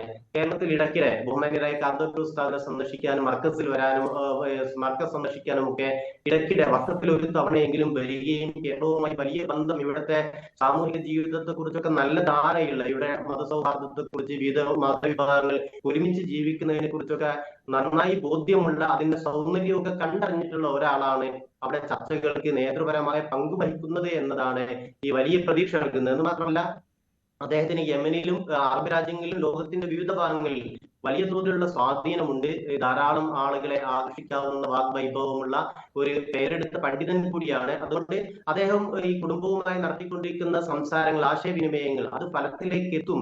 അതിനുവേണ്ടി ഇവിടെ നിന്ന് കേരളത്തിൽ നിന്ന് ഉസ്താദിന്റെ ഓഫീസും ഒക്കെ നിരന്തരം എന്നോണം അതിനാവശ്യമായ ഇടപെടലുകൾ നടത്തിക്കൊണ്ടിരിക്കുകയും ചെയ്യുന്നുണ്ട്. നമ്മൾ ഈ ഇത്തരം സന്ദർഭങ്ങളിലെങ്കിലും ഒരുമിച്ച് നിൽക്കുകയും നമ്മുടെ ഒരു മലയാളിയായ ഒരാളുടെ, ഒരു യുവതിക്ക് വേണ്ടിയിട്ട് നടത്തുന്ന ഒരു ചർച്ചയെ പോലും നമ്മൾ ഇങ്ങനെ വളരെ സങ്കീർണമായ രാഷ്ട്രീയ വിഷയങ്ങളിലേക്ക് ഇല്ല, കൊണ്ടുപോകാതെ അങ്ങനെ കരുതണ്ട. ഇപ്പോൾ അതിനകത്ത് എന്ത് സംഭവിച്ചു എന്നത് രണ്ട് ഭാഗവും പറയുന്ന ആളുകൾ ഉള്ളപ്പോൾ പറഞ്ഞു എന്നേ ഉള്ളൂ. അതൊരു തർക്ക വിഷയമായി ഞാൻ കൊണ്ടുപോകുന്നില്ല. അതിനെ എൻഡോസ് ചെയ്യുന്ന ഒന്നും തന്നെ എന്റെ ഭാഗത്തുനിന്നും ഉണ്ടായില്ല. അതൊരു തർക്കമല്ല. നമ്മൾ സാധ്യമായ എല്ലാ നിലയിലും ഒരുമിച്ച് പ്രവർത്തിക്കുന്നു. ഞാനിപ്പോൾ സുഭാഷ് ചന്ദ്രനോട് 2 തവണ ചോദിക്കാൻ ശ്രമിച്ചത്, ഇപ്പോൾ കോടതിയിൽ പോലും എനിക്ക് തോന്നുന്നത് മറ്റ് തലത്തിൽ നടക്കുന്ന ചർച്ചകളിൽ സാധ്യമായതെല്ലാം ചെയ്യും, അല്ലെങ്കിൽ എല്ലാ സഹായവും ചെയ്യുമെന്ന ഉറപ്പ് കേന്ദ്ര സർക്കാർ കൊടുത്തിട്ടുണ്ട് എന്നാണ് ഞാൻ മനസ്സിലാക്കുന്നത്. അപ്പോൾ ഈ ചർച്ചയിലും ആ സഹായം നമുക്ക് ഏതൊക്കെ നിലയിൽ ഉറപ്പുവരുത്താൻ കഴിയും എന്ന കാര്യമാണ് ചോദിച്ചത്. അപ്പോൾ എല്ലാവരും യോജിച്ച് ഈ മോചനം സാധ്യമാകുന്നതിന് എന്ത് ചെയ്യാൻ പറ്റും എന്നതേ നമ്മൾ ഉദ്ദേശിക്കുന്നുള്ളൂ, അതേ നമ്മളും ചർച്ച ചെയ്യുന്നുള്ളൂ. ഒരു വഴക്കിലേക്കോ ഏറ്റുമുട്ടലിലേക്കോ പോകാൻ നമ്മളും ആഗ്രഹിക്കുന്നില്ല. മുഹമ്മദ് അലി, ഞാൻ താങ്കളിലേക്ക് തിരിച്ചെത്താം. ക്ഷമിക്കണം, ഞാൻ ഇവിടെ നടന്നൊരു ചർച്ചയെ കുറിച്ച് മാത്രമല്ല, സാമൂഹിക മാധ്യമങ്ങളിലൊക്കെ നടന്നുകൊണ്ടിരിക്കുന്ന ചില ചർച്ചകൾ കൂടി മുന്നിൽ വെച്ചുകൊണ്ടാണ് ഞാൻ ആ പരാമർശം നടത്തിയത് എന്ന് സൂചിപ്പിക്കുക. ശരി. ശ്രീ സജീവ് കുമാർ, ഇവിടെ ഇപ്പോ ഈ തലാലിന്റെ സഹോദരൻ ഒരു തരത്തിലും വിട്ടുവീഴ്ചയ്ക്ക് തയ്യാറാകുന്നില്ല, ആ കുടുംബം തയ്യാറാകുന്നില്ല. ശംഖു ഓക്കെയാണ്. എന്നാൽ ശംഖു വിശദീകരിച്ചതിന് ശേഷം ഞാൻ അദ്ദേഹത്തിലേക്ക് പോവാം. പറഞ്ഞോളൂ. ശരി, ഞാൻ പ്രധാനമായും 3 കാര്യങ്ങളാണ് പറയണമെന്ന് ആഗ്രഹിക്കുന്നത്. ഈ കേസുമായി ബന്ധപ്പെട്ട ഇതിന്റെ പ്രോഗ്രസിനെ പറ്റി നമ്മൾ മനസ്സിലാക്കുമ്പോൾ നമ്മൾ മനസ്സിൽ സൂക്ഷിക്കേണ്ട ഏറ്റവും പ്രധാനമായിട്ടുള്ള 3 കാര്യങ്ങൾ ശ്രദ്ധിക്കേണ്ടതുണ്ട്. അതിൽ ഏറ്റവും ആദ്യത്തേത് യമന്റെ സാഹചര്യം തന്നെയാണ്. മറ്റേതെങ്കിലും ഒരു രാജ്യത്ത് നടക്കുന്ന ഒരു സംഭവത്തിൽ ഇന്ത്യൻ ഗവൺമെന്റിന് ഇടപെടുന്നത് പോലെ ഇടപെടാനുള്ള സാഹചര്യം നിലവിൽ യമനിലില്ല. യമനിൽ 2015 മുതൽ അവിടെ യമനി സിവിൽ വാർ എന്ന് പറയുന്ന ആഭ്യന്തര യുദ്ധം നടന്നുകൊണ്ടിരിക്കുകയാണ്. യമന്റെ ക്യാപിറ്റൽ ആയിട്ടുള്ള സന എന്ന് പറയുന്ന പ്രദേശം തന്നെ ഹൗദികളുടെ നേതൃത്വത്തിൽ പിടിച്ചെടുക്കപ്പെട്ടിരിക്കുകയാണ്. അവിടെ ഉണ്ടായിരുന്ന അബ്ദുറബ് മൻസൂർ ഹാദി എന്ന് പറയുന്ന പഴയ പ്രസിഡന്റിന്റെ നേതൃത്വത്തിലുള്ള ഒരു വിഭാഗവും അതിനെതിരെ അബ്ദുള്ള സലെ എന്ന് പറയുന്ന വിമത വിഭാഗത്തിന്റെ നേതൃത്വത്തിൽ ഗംഭീരമായിട്ടുള്ള സംഘർഷങ്ങൾ. അതിനെ തുടർന്ന് ഏതാണ്ട് 3,77,000 ആളുകൾ മരണപ്പെട്ടു കഴിഞ്ഞു. 1,50,000 ആളുകൾ മറ്റു കാരണങ്ങൾ കൊണ്ട് മരിച്ചിട്ടുണ്ട്. 40 ലക്ഷം ആളുകൾ ഡിസ്പ്ലേസ് ചെയ്യപ്പെട്ടിട്ടുണ്ട്. അത്രയും മോശമായിട്ടൊരു സാഹചര്യമാണ് അവിടെ ഉള്ളത്. അതുകൊണ്ട് തന്നെ അവിടെ ഒരു രാജ്യത്തിന്റെയും നയതന്ത്ര കാര്യാലയങ്ങൾ പ്രവർത്തിക്കുന്നില്ല. 2014 തന്നെ നമ്മൾ അവിടെയുള്ള ഇന്ത്യൻ പൗരന്മാരെ മുഴുവൻ ഇവാക്യുവേറ്റ് ചെയ്തിട്ടുള്ളതാണ്. 2017 ശേഷം നമ്മൾ ട്രാവൽ ബാൻ ഇഷ്യൂ ചെയ്തിട്ടുള്ളതാണ്. യമനിലേക്ക് പോകാൻ ഇന്ത്യൻ പൗരന്മാർക്ക് അനുമതി ഇല്ലാത്തതാണ്. അതിനുശേഷവും അവിടെ ലഭ്യമായിട്ടുള്ള സാധ്യമായിട്ടുള്ള പരിമിതികൾക്കുള്ളിൽ നിന്നുകൊണ്ടുള്ള നയതന്ത്ര ഇടപെടലുകളാണ് നമ്മളിപ്പോൾ നടത്തിക്കൊണ്ടിരിക്കുന്നത്. അതൊന്ന്. രണ്ടാമത്തത്, ഈ കേസിന്റെ ഒരു പ്രത്യേക സാഹചര്യമാണ്. യമൻ അനുവർത്തിക്കുന്ന ശരിയായ നിയമപ്രകാരമാണെങ്കിലും അവിടുത്തെ ഗോത്രീയ നിയമങ്ങൾ പ്രകാരമാണെങ്കിലും ഈ കേസിനെ അവരെങ്ങനെയാണ് പരിഗണിക്കുന്നത് എന്നുള്ളത് വളരെ പ്രധാനമായിട്ടുള്ള കാര്യമാണ്. ഇപ്പൊ നമ്മുടെ പാലക്കാട് കൊല്ലങ്കോടുകാരിയായിട്ടുള്ള നിമിഷപ്രിയ 2007 യമനിലേക്ക് പോകുന്നത്. 2008 യമനിലേക്ക് പോകുന്നത്. അതിലാദ്യം അവിടെ ഒരു നഴ്സായിട്ടാണ് ജോലി ചെയ്യുന്നത് ഒരു ഗവൺമെന്റ് ആശുപത്രിയിൽ. അതിനുശേഷം അവിടെ നിന്ന് മാറിയതിനു ശേഷം അവർ സ്വന്തമായിട്ടൊരു ഒരു മെഡിക്കൽ യൂണിറ്റ്, ഒരു ഡിസ്പെൻസറി പോലെ 14 ബെഡുകളുള്ള ഒരു അൽ അമൻ മെഡിക്കൽ ക്ലിനിക് എന്ന പേരിൽ ഒരു ക്ലിനിക്ക് അവർ ആരംഭിക്കുന്നുണ്ട്. ഈ സമയത്ത് വലിയ സാമ്പത്തികമായിട്ടുള്ള ഒരുപാട് ഇൻവെസ്റ്റ്മെന്റ് അവർ ആ സമയത്ത് നടത്തുന്നുണ്ട്. അപ്പൊ ഈ യമനി സിവിൽ വാർ നടക്കുന്ന സമയത്ത് ഇന്ത്യൻ പൗരന്മാർ മുഴുവൻ ഇവാക്യുവേറ്റ് ചെയ്യപ്പെട്ടപ്പോൾ ഇവരുടെ ഭർത്താവും കുട്ടിയും ഉൾപ്പെടെ നാട്ടിലേക്ക് വന്നപ്പോൾ താൻ ഇത്രയും പണം ഇവിടെ നിക്ഷേപിച്ചിട്ടുള്ളതുകൊണ്ട് ഇത് മുഴുവൻ ഉപേക്ഷിച്ച് നാട്ടിലേക്ക് പോകാൻ സാധ്യമല്ല എന്ന് കരുതിയിട്ട് അവിടെ സ്റ്റേ ബാക്ക് ചെയ്തിട്ടുള്ള ആളാണ് നിമിഷപ്രിയ എന്ന് പറയുന്നത്. അവിടുത്തെ നിയമപ്രകാരം അങ്ങനെ ഒരു യൂണിറ്റ് നടത്തണമെങ്കിൽ ഒരു പാർട്ട്ണർ ആവശ്യമുണ്ടായിരുന്നു. ആ പാർട്ട്ണറായിട്ടാണ് ഈ പറയുന്ന ഈ താലൽ അബ്ദോ മഹദി എന്ന് പറയുന്ന ആളെ ഇവർ ഉപയോഗിക്കുന്നത്. പക്ഷെ പിന്നീട് ഇയാൾ ഇവരുടെ മേലെ ഒരു നിയന്ത്രണം ഏറ്റെടുക്കുകയും ഇവരെ സാമ്പത്തികമായിട്ടും ശാരീരികമായിട്ടും ഒക്കെ ചൂഷണം ചെയ്യുകയും ഒക്കെ ചെയ്തു. പിന്നീട് ഇവരുടെ പാസ്പോർട്ടും മറ്റു രേഖകളും എല്ലാം ഇയാളെ പിടിച്ചു വെച്ചു. ഇയാൾ ഇവരുടെ ഭർത്താവാണെന്ന് അവകാശപ്പെട്ടുകൊണ്ട് ആളുകളോട് ഇവരുടെ ബിസിനസിന്റെ മൊത്തം ഉത്തരവാദിത്തം ഇയാൾക്കാണ് എന്ന മട്ടിൽ ഇടപെടാൻ തുടങ്ങി. അവസാനം നിവർത്തികേട് കൊണ്ട് ഇവരുടെ പാസ്പോർട്ടും വിസയും ഒക്കെ തിരിച്ചു കിട്ടാൻ, ട്രാവൽ ഡോക്യുമെന്റ്സ് തിരിച്ചു കിട്ടാൻ വേണ്ടി ഈ അനസ്തേഷ്യക്കൊക്കെ ഉപയോഗിക്കുന്ന കെറ്റാമിൻ എന്ന് പറയുന്ന കെമിക്കൽ കോമ്പൗണ്ട് ഓവർഡോസ് കൊടുത്തിട്ട് ഇദ്ദേഹത്തെ കൊലപ്പെടുത്തി എന്നുള്ളതാണ്. നിമിഷപ്രിയയുടെ വാദം അയാളെ മയക്കി കിടത്തിയിട്ട് ഇയാളുടെ പാസ്പോർട്ട് എടുക്കാനുള്ള ശ്രമമാണ് നടത്തിയതെന്നാണ്. പക്ഷെ അത് ബോധപൂർവം കൊലപ്പെടുത്തിയതാണ് എന്നുള്ളതാണ് അവിടെയുള്ള വാദം. പക്ഷെ കൊല്ലപ്പെട്ടതിന് ശേഷം, മരിച്ചതിന് ശേഷം ഇയാളുടെ ശവശരീരം പല കഷ്ണങ്ങളായി മുറിച്ച് അത് കൊണ്ടുപോയി ഡിസ്പോസ് ചെയ്തു, വാട്ടർ ടാങ്കിൽ കൊണ്ട് ഇതാക്കി. അപ്പൊ ഈ മരണവുമായി ബന്ധപ്പെട്ട് നിൽക്കുന്ന പ്രശ്നത്തെക്കാൾ വളരെ ഗുരുതരമായിട്ടാണ് ഈ ശവശരീരം പല കഷ്ണങ്ങളായി മുറിച്ചതുമായി ബന്ധപ്പെട്ട് ഡിസ്ഫിഗർമെന്റ് ഓഫ് ബോഡി എന്ന് പറയുന്നത് ഈ ഇസ്ലാമിക നിയമപ്രകാരം വളരെ പാപമായിട്ടുള്ള മരണാനന്തര കർമ്മങ്ങൾക്ക് അല്ലെങ്കിൽ മരണാനന്തരമായിട്ടുള്ള ജീവിതത്തിന് ഒരാളെ അർഹനാക്കാത്തതുപോലെയുള്ള ഒരു കർമ്മമായിട്ടാണ്. അതുകൊണ്ട് തന്നെ അവിടെ വളരെ റിജിഡ് ആയിട്ടുള്ള ഇസ്ലാമിക നിയമം പിന്തുടരുന്ന ഈ രാജ്യത്ത് ഈ ഡിസ്ഫിഗർമെന്റ് ഓഫ് ബോഡി എന്ന് പറയുന്നത് ശവശരീരത്തെ അവഹേളിച്ചു അല്ലെങ്കിൽ ശവശരീരം പിന്നീട് മുറിച്ച് പല കഷ്ണങ്ങളാക്കി എന്നത് വളരെ സീരിയസ് ആയിട്ടുള്ള ഒരു ഒഫൻസ് ആയിട്ടാണ്. ഇതൊരു കൺഫസ്ഡ് ക്രൈമാണ്. 2017 അവരത് കൺഫസ് ചെയ്തിട്ടുണ്ട്, കൊലപാതകം നടത്തിയതായിട്ട് കൺഫസ് ചെയ്തിട്ടുണ്ട്. അങ്ങനെ ഒരു ശംഖു, ഇതൊക്കെ നമുക്ക് കുറെ നാളായിട്ട് അറിയാവുന്ന കാര്യങ്ങളൊക്കെ തന്നെയാണ്. അത് മയങ്ങിക്കിടന്നതാണ്, മരിച്ചതായി തെറ്റിദ്ധരിച്ചതാണ്, എന്ത് സാഹചര്യത്തിലാണ് അത് ചെയ്തു പോയത് എന്നത് അവർ പറയുന്നത് ഒരു മാധ്യമപ്രവർത്തകന്റെ വെളിപ്പെടുത്തലായിട്ടൊക്കെ നമ്മൾ കേട്ടിട്ടുള്ളതാണ്. മാത്രവുമല്ല, അബ്ദുറഹീമിന്റെ കേസിലാണെങ്കിലും അതിനുശേഷം കുറ്റം മറയ്ക്കാനുള്ള ശ്രമങ്ങളൊക്കെ അവരുടെ ഭാഗത്തു നിന്നും ഉണ്ടായി. അത് വലിയ കുറ്റകൃത്യമായിട്ടാണ് കണ്ടത്. പക്ഷേ അവിടെ മോചനം നമുക്ക് മീൻസ് വധശിക്ഷയിൽ നിന്ന് ഒഴിവാക്കുക എന്നത് നമുക്ക് സാധ്യമായി, മോചനവും സാധ്യമാകുന്നു. ഇവിടെ ഇപ്പോൾ ചൂണ്ടിക്കാട്ടുന്ന കാര്യം സാധ്യമായതെല്ലാം ചെയ്തു എന്ന് പറയുമ്പോൾ ഈ UP-യിലെ ഷഹസാദി എന്ന സ്ത്രീയുമായി ബന്ധപ്പെട്ടൊക്കെയുള്ള കേസിൽ സാധ്യമായതെല്ലാം ചെയ്തിരുന്നോ?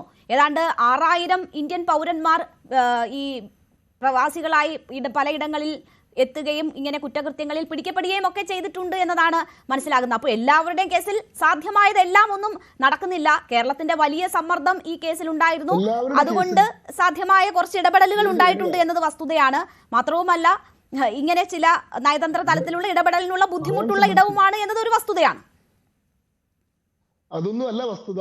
എല്ലാവരുടെ കേസിലും ഗവൺമെന്റ് ഓഫ് ഇന്ത്യ സാധ്യമായിട്ടുള്ള മുഴുവൻ കാര്യങ്ങളും ചെയ്യാറുണ്ട്. പക്ഷെ ആ രാജ്യത്തെ നിയമം, ആ കേസിന്റെ പ്രത്യേകമായിട്ടുള്ള ഫാക്ട്സ്, അവിടെയുള്ള നിയമം ആ കാര്യങ്ങളെ എങ്ങനെ കാണുന്നു, ഇതെല്ലാം വളരെ പ്രധാനമാണ്.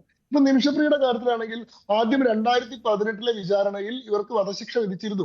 അതിന് മുകളിൽ ഇവർക്ക് അറബിയിലായിരുന്നു വിചാരണ മുഴുവൻ നടത്തിയത്. ഇവർക്ക് മലയാളത്തിലോ അല്ലെങ്കിൽ ഇംഗ്ലീഷിലോ അതിന്റെ ട്രാൻസ്ലേഷൻ കിട്ടിയിരുന്നില്ല. വിചാരണ പ്രോപ്പർ ആയിരുന്നില്ല എന്നുള്ള ആക്ഷേപത്തെ തുടർന്ന് 2020 റീട്രയൽ ഉണ്ടായിട്ടുണ്ട്. 2020 റീട്രയലിൽ വീണ്ടും വധശിക്ഷ ശരിവെക്കപ്പെടുകയാണ് ചെയ്തിട്ടുള്ളത്. അതിനുശേഷം 2023 നവംബർ മാസത്തിൽ supreme judicial council of Yemen, അവിടുത്തെ ഏറ്റവും പരമോന്നതമായിട്ടുള്ള കോടതി ഈ വധശിക്ഷ വീണ്ടും ശരിവെച്ചു. ഏറ്റവും അവസാനം 2024 ഡിസംബറിൽ അവിടുത്തെ നിലവിലെ പ്രസിഡന്റ് ആയിട്ടുള്ള റാഷിദ് അൽ ആലിമി എന്ന് പറയുന്ന ആളും അവിടുത്തെ ഏറ്റവും അവസാനത്തെ ഈ മെർസി പ്ലീ അംഗീകരിക്കാൻ അല്ലെങ്കിൽ ദയാവത് ഒഴിവാക്കാൻ അധികാരപ്പെട്ട ആളാണ്. അയാളും ഇത് തള്ളി. അപ്പൊ യമനിലെ നിയമം ഏതെങ്കിലും തരത്തിൽ ഒരു ഒഴിവാക്കാവുന്ന ഒരു കുറ്റമായിട്ട് അത് കാണുന്നില്ല എന്നുള്ളത് ഒരു പ്രശ്നമാണ്. ഈ മൂന്നാമത്തെ അവിടുത്തെ നിയമപരമായിട്ടുള്ള വ്യവസ്ഥിതിയുടെ കുഴപ്പം എന്ന് പറഞ്ഞാൽ അവിടെ ഈ ട്രൈബൽ കോർട്ടുകളുണ്ട്, ഉർഫുകൾ എന്ന് വിളിക്കുന്ന ട്രൈബൽ കോർട്ട് ഉണ്ട്. ഈ കൊല്ലപ്പെട്ടിട്ടുള്ള ഈ മെഹദി, തലാൽ അബ്ദോ മെഹദി എന്ന് പറയുന്ന ആൾ, അൽ മെഹദി എന്ന് പറയുന്ന ഒരു ഗോത്രത്തിന്റെ ആളാണ്. ഗോത്രവുമായി ബന്ധപ്പെട്ട കേസുകളിൽ ഗോത്ര കൗൺസിലുകൾക്ക്, ട്രൈബൽ കൗൺസിലുകൾക്കും ട്രൈബൽ കോടതികൾക്കും നിർണായകമായിട്ടുള്ള അധികാരമുണ്ട്. അതുകൊണ്ട് തന്നെ ഇവിടെ ഈ പറയുന്ന ദിയ എന്ന് പറയുന്ന ബ്ലഡ് മണി സ്വീകരിക്കാൻ ഇദ്ദേഹത്തിന്റെ കുടുംബാംഗങ്ങൾ തയ്യാറായാൽ പോലും ഈ അൽ മെഹദി എന്ന് പറയുന്ന ട്രൈബൽ കൗൺസിലിന്റെ അംഗീകാരം ഇല്ലെങ്കിൽ എന്താ പറയാ, ഈ പറയുന്ന ബ്ലഡ് മണി എന്നത് സ്വീകരിക്കാൻ കഴിയാത്ത സാഹചര്യമുണ്ട്.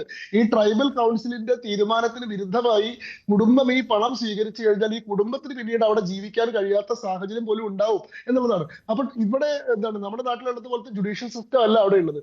അവിടെ ഈ പറയുന്ന ശരിയ കോടതികൾ, സിവിൽ കോടതികൾ, അതിന് പുറമെ ട്രൈബൽ കോടതികൾ എന്ന് വിളിക്കുന്ന ഉർഫുകൾ ഉണ്ട്. ഈ ഉർഫുകൾ കൂടി ഇത് ശരിവെച്ചാൽ മാത്രമേ ഈ കാര്യത്തിൽ അന്തിമമായിട്ടൊരു ഈ പറയുന്ന ബ്ലഡ് മണി സ്വീകരിച്ചുകൊണ്ട് ശിക്ഷ ഒഴിവാക്കാൻ കഴിയുമെന്നുള്ളത് പറ്റുള്ളൂ. പക്ഷെ അവിടെയും ഈ കൺസിഡറേഷൻ ആണ്. എന്താണ് ഡിസ്ഫിഗർമെന്റ് ഓഫ് ബോഡി എന്ന് പറയുന്നത് അവരെ സംബന്ധിച്ചിടത്തോളം മാപ്പ് കൊടുക്കാൻ കഴിയാത്തൊരു കാര്യമായിട്ടാണ് അവർ പരിഗണിക്കുന്നത്. അതുകൊണ്ട് നിയമപരമായി വളരെ സങ്കീർണമായിട്ടുള്ള ഒരു സാഹചര്യമാണ് ഇവിടെ ഉള്ളത്. ഈ സാഹചര്യത്തിൽ നമ്മൾ എന്താണ് ചെയ്യുന്നത്? ഓരോ ഇന്ത്യൻ പൗരന്റെയും ജീവൻ വളരെ വിലപ്പെട്ടതാണെന്നത് കൊണ്ട് തന്നെ നമുക്ക് സാധ്യമായിട്ടുള്ള, അവിടെ ഇപ്പൊ നമ്മൾ എങ്ങനെയാണ്, അവിടെ ഇൻഫ്ലുവൻഷ്യൽ ആയിട്ടുള്ള ഒരു ഷെയ്ഖ് മുഖാന്തരാണ് ഇപ്പോഴത്തെ ഭരണകൂടം. ഇപ്പൊ അവിടെ 2 ഭരണകൂടങ്ങളാണ് ഉള്ളത്. ഒന്ന് ഈ പറയുന്ന ഡിജൂറെ ഭരണകൂടം എന്ന് പറയുന്നത് ഈ റാഷിദ് അൽ അലിമിയുടെ കീഴിലുള്ള പ്രസിഡൻഷ്യൽ ലീഡർഷിപ്പ് കൗൺസിൽ ആണെങ്കിൽ പോലും ഈ സന പോലെയുള്ള പ്രദേശങ്ങളെല്ലാം ഭരിക്കുന്നത് ഈ മഹദിയുടെ നേതൃത്വത്തിലുള്ള സുപ്രീം പൊളിറ്റിക്കൽ കൗൺസിൽ എന്ന് വിളിക്കുന്ന ഹൗദിയുടെ നേതൃത്വത്തിലുള്ള സംവിധാനമാണ്. ഈ കൗൺസിലിന്റെ ഉള്ളിൽ നിർണായക സ്വാധീനമുള്ള ഒരു ഷെയ്ഖ് മുഖാന്തരമുള്ള ഇൻഡയറക്റ്റ് ആയിട്ട് ബാക്ക്ഡോർ നെഗോസിയേഷൻസ് ആണ് നമ്മൾ നടത്തിക്കൊണ്ടിരുന്നത്. എന്നാൽ ആ ബാക്ക്ഡോർ നെഗോസിയേഷൻസ് ഒന്നും വലിയ പുരോഗമനം ഇതുവരെ കണ്ടിട്ടില്ല. ഈ പറയുന്ന പ്രത്യേകമായിട്ടുള്ള ഒരു അന്തരീക്ഷം അവിടെ നിലനിൽക്കുന്നുണ്ട് എന്നുള്ളത് നമ്മൾ മനസ്സിലാക്കി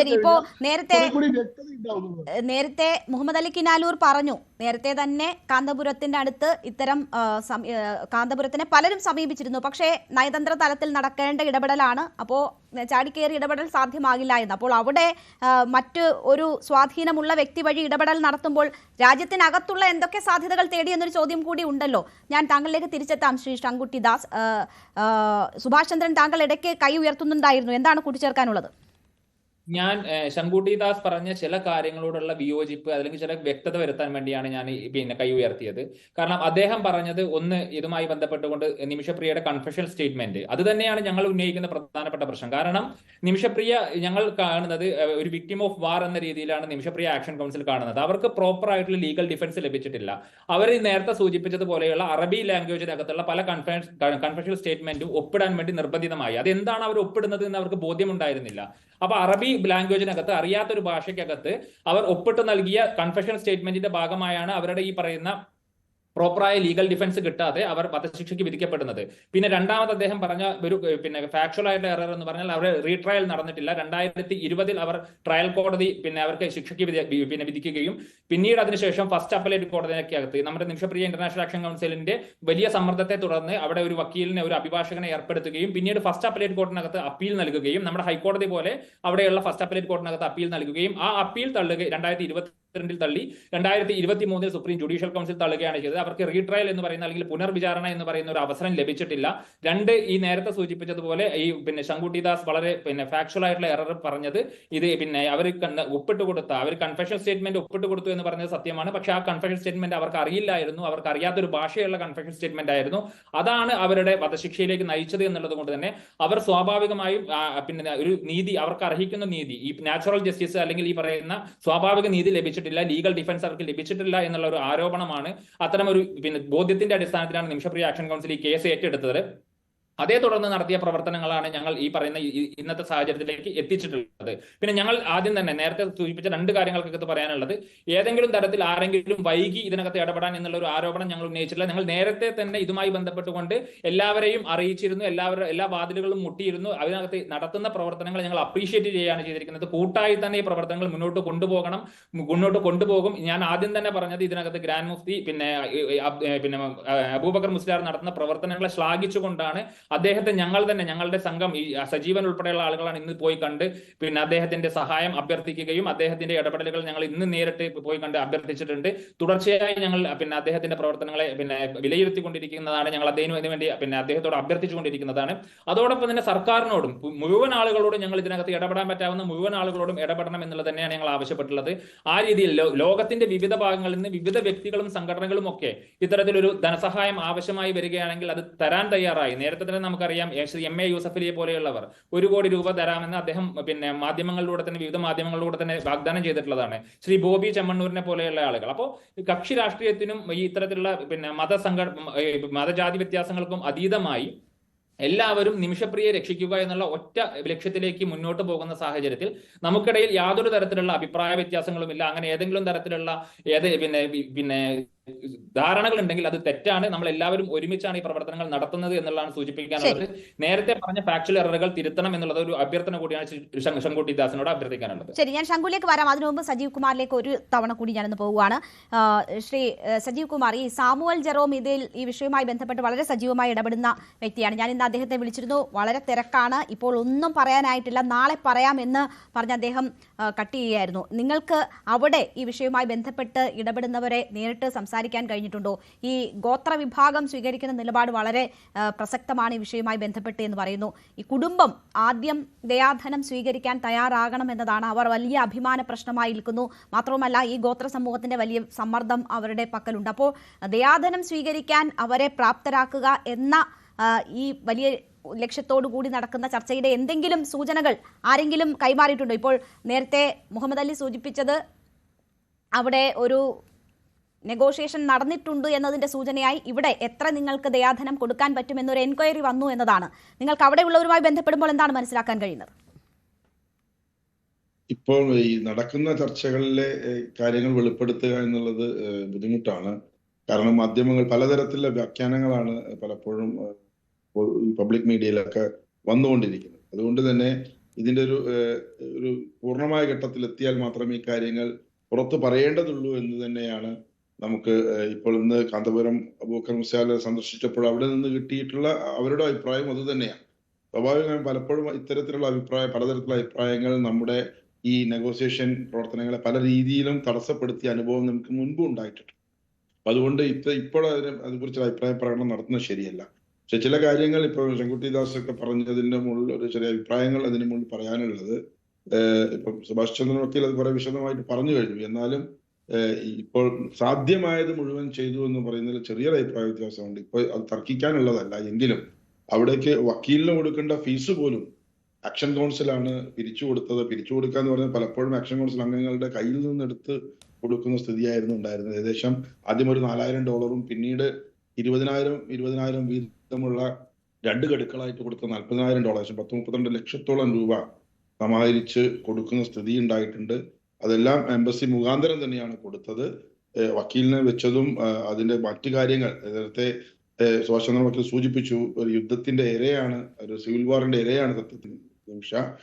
അവർക്ക് ട്രയലിന്റെ ഒരു ഘട്ടത്തിലും നിയമപരമായ ഒരു സഹായം ലഭിക്കുകയില്ല. മാത്രമല്ല വിധി വന്നതിന് ശേഷമാണ് അവരതിന്റെ കാര്യങ്ങൾ അറിയുന്നത്. പല കൺഫെഷൻ സ്റ്റേറ്റ്മെന്റ്സും അവർ അറിയാതെ ഒപ്പിട്ട് കൊടുത്തതാണ്. ആ ഒരു വേർഷനാണ് എനിക്ക് തോന്നുന്നു അദ്ദേഹത്തിന്, ശങ്കുട്ടിദാസിന് ആ തരത്തിലുള്ള ഇവിടുന്ന് കിട്ടിയ ഇൻഫർമേഷൻസ് ആണ് അദ്ദേഹം പറഞ്ഞിട്ടുള്ള. അതൊക്കെ അവിടുത്തെ പ്രോസിക്യൂഷന്റെ ഭാഗത്തു നിന്നുണ്ടായിട്ടുള്ള വിവരങ്ങളാണ് അദ്ദേഹത്തിന് ലഭിച്ചിട്ടുള്ളത് തോന്നുന്നു. അതാണ് അത് പൂർണ്ണമായിട്ട് ഇവിടെ പറഞ്ഞിട്ടുള്ളത്. അപ്പൊ അവിടുത്തെ സാഹചര്യങ്ങൾ, ഞാൻ ഈ കാലം അത്രയും യമനിൽ ദീർഘകാലം ഉണ്ടായിരുന്ന ആളാണ്. എന്നെ പ്രതിനിധീകരിക്കുന്ന ലോക കേരള സഭ അംഗം കൂടിയാണ്. അദ്ദേഹം പറഞ്ഞതുപോലെ സങ്കീർണമായ സാഹചര്യങ്ങളൊക്കെ ഉണ്ടെങ്കിൽ ഇപ്പോഴും അവിടെ മലയാളികൾ ഉണ്ട്. ഇപ്പം സാമുൽ ജെറോം എന്ന് പറയുന്നത് തമിഴ്നാട്ടിൽ നിന്നുള്ള ആളാണ്. അദ്ദേഹമാണ് നമ്മളെ സഹായിക്കുന്നത്. അപ്പൊ അവിടെ ഇപ്പോഴും ആളുകളൊക്കെ ഉണ്ട്. ട്രാവൽ ബാൻ ഉണ്ട്. ട്രാവൽ ബാൻ ഈ പറയുന്ന 2020 ശേഷം ശക്തമായി ഇമ്പോസ് ചെയ്തു. 17 മുതൽ ആ ട്രാവൽ ബാൻ ഉണ്ടായിരുന്നു. എന്നാൽ ഇപ്പൊ പല രാജ്യങ്ങളും ട്രാവൽ ബാൻ ലിഫ്റ്റ് ചെയ്തിട്ട് പല രാജ്യങ്ങളും, ഇപ്പൊ അമേരിക്കയിൽ നിന്നുള്ള US പൗരന്മാർ, UK നിന്നൊക്കെയുള്ള ആളുകൾ ഇപ്പൊ അവിടെ രണ്ടാമത് വന്ന്, ഞാൻ ഓയിൽ ഫീൽഡിലെ സർവീസ് എഞ്ചിനീയർ ആയിരുന്നു, അവിടെയൊക്കെ ഇപ്പൊ ജോലി ചെയ്യുന്നുണ്ട്. പലപ്പോഴും അവിടെയുള്ള നമ്മളെ ആളുകളൊക്കെ നമ്മളെ തിരിച്ചു വിളിക്കുമ്പോൾ പറയുന്നത് ഈ ഇംഗ്ലീഷുകാർക്കൊക്കെ വരാമെങ്കിൽ എന്തുകൊണ്ട് ഇന്ത്യക്കാരന് വന്നുകൂടാ എന്നുള്ള ചോദ്യമൊക്കെ അവർ ഉന്നയിക്കുന്നുണ്ട്. എന്തായാലും അവിടുത്തെ പ്രശ്നങ്ങൾ സങ്കീർണം തന്നെയാണ്. എന്നാൽ ശങ്കുട്ടിദാസ് പറഞ്ഞതുപോലെ ആകെ ജീവിക്കാൻ കഴിയാത്ത അവസ്ഥ ഇപ്പോൾ അവിടെ വിദേശികൾക്കില്ല. എന്നാലും പ്രശ്നമുണ്ട്. പക്ഷെ ഇതൊക്കെ തന്നെ കാലാകാലങ്ങളിൽ ഇടപെടുന്നതിൽ നമുക്ക് വലിയ പരിമിതി ഉണ്ടാക്കിയിട്ടുണ്ട് എന്നുള്ളത് യാഥാർത്ഥ്യം തന്നെയാണ്. ശരി, പരിമിതിയുണ്ട് എന്ന കാര്യമാണ് കോടതിയിലും ചൂണ്ടിക്കാണിക്കപ്പെട്ടത്. ഞാൻ അതിഥികളിലേക്ക് എത്താം ഒരു ചെറിയ ഇടവേളയ്ക്ക് ശേഷം. വീണ്ടും ചർച്ചയിലേക്ക്. ശ്രീ സുഭാഷ് ചന്ദ്രൻ, ഇവിടെ സ്ത്രീ എന്ന പരിഗണന നൽകണം, ആത്മരക്ഷാർത്ഥമുള്ള കുറ്റകൃത്യമാണ് നടന്നിട്ടുള്ളത് തുടങ്ങിയ കാര്യങ്ങളൊക്കെ ചൂണ്ടിക്കാണിക്കാനുള്ള ശ്രമങ്ങളാണ് നടന്നത്. ഇവിടെ ഇന്ന് കേസ് പരിഗണിച്ചപ്പോൾ കേന്ദ്ര സർക്കാർ പറഞ്ഞത് അവിടെ നേരിട്ടുള്ള ഇടപെടൽ സാധ്യമാകത്തില്ല, മറ്റ് സ്വകാര്യ വ്യക്തികളുമായിട്ടൊക്കെ ചേർന്നിട്ടുള്ള ശ്രമങ്ങൾ തുടരുമെന്നും പറഞ്ഞു. അപ്പോൾ എങ്ങനെയൊക്കെ ഇനിയിപ്പോൾ ഏതെങ്കിലും തരത്തിലൊരു ഇളവോ സമയം നീട്ടി നൽകലോ കിട്ടിയാൽ പോലും ഈ നിയമ പോരാട്ടം തുടങ്ങേണ്ടി വരും.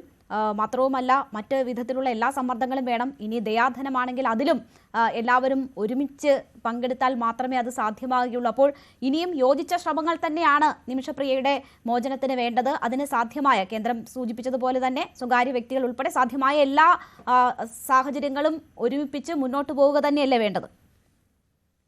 രേണു, തീർച്ചയായും ഞാൻ നേരത്തെ തന്നെ സൂചിപ്പിച്ചു. നേരത്തെ ശങ്കുട്ടിദാസിന്റെ അഭിപ്രായങ്ങളോട് പ്രതികരിച്ചുകൊണ്ട് തന്നെ പറയാനുള്ളത്, ഞാൻ ആദ്യം തന്നെ പറഞ്ഞത്, ചർച്ചയ്ക്കകത്ത് പങ്കെടുത്തുകൊണ്ട് ഞാൻ പറഞ്ഞത്, ഞങ്ങളുടെ ഇന്നത്തെ ഈ കേസ് വാച്ച് ചെയ്തിട്ടുള്ള ആളുകൾക്ക്, അത് നിരീക്ഷിച്ചിട്ടുള്ള ആളുകൾക്ക് മനസ്സിലാക്കാൻ സാധിക്കും. ഞങ്ങളുടെ ഓപ്പണിംഗ് റിമാർക്ക് എന്ന് പറയുന്നത് ഇതൊരു അഡ്വൈസറി ലിറ്റിഗേഷൻ അല്ല. ഞങ്ങൾ കേന്ദ്ര സർക്കാരിനെ കുറ്റപ്പെടുത്തിക്കൊണ്ടുള്ളതല്ല. ഞങ്ങൾ കേന്ദ്ര സർക്കാരിനോടൊപ്പം ചേർന്നുകൊണ്ട് കേന്ദ്ര സർക്കാരിന്റെ സഹായം അഭ്യർത്ഥിച്ചുകൊണ്ടുള്ള ഒരു പെറ്റീഷനാണ് ഫയൽ ചെയ്തിരിക്കുന്നത്. അല്ലാതെ ഞങ്ങളൊരു അഡ്വൈസറി ലിറ്റിഗേഷൻ അല്ല എന്നുള്ളതായിരുന്നു ഞങ്ങളുടെ ഓപ്പണിംഗ് റിമാർക്ക് എന്ന് പറയുന്നത്. സ്വാഭാവികമായും പൂർണ്ണമായ പിന്തുണ സർക്കാരിൽ നിന്ന് ഉണ്ടാകണം എന്നുള്ള അപേക്ഷയാണ് ഞങ്ങൾ കോടതി മുമ്പാകെ വെച്ചിരിക്കുന്നത്. കോടതിയും വളരെ വൈകാരികമായി തന്നെയാണ് ഈ കേസിനെ എടുത്തത്. വളരെ ജഡ്ജ് ഈ കേസ് പരിഗണിച്ച 2 ജഡ്ജസും വളരെ വൈകാരികമായി ഈ കേസിനെ പരിഗണിക്കുകയും അത്തരത്തിലുള്ള കമന്റുകൾ അവരുടെ ഭാഗത്ത് ഉണ്ടാവുകയും ചെയ്തിട്ടുണ്ട്. ചില മാധ്യമങ്ങൾ അതൊക്കെ റിപ്പോർട്ട് ചെയ്തിട്ടുണ്ട്. വളരെ ദൗർഭാഗ്യകരമായ സാഹചര്യമാണ്, സങ്കടകരമായ സാഹചര്യമാണെന്ന് സുപ്രീം കോടതി ജഡ്ജിമാർ തന്നെ വിലയിരുത്തുന്ന സാഹചര്യം.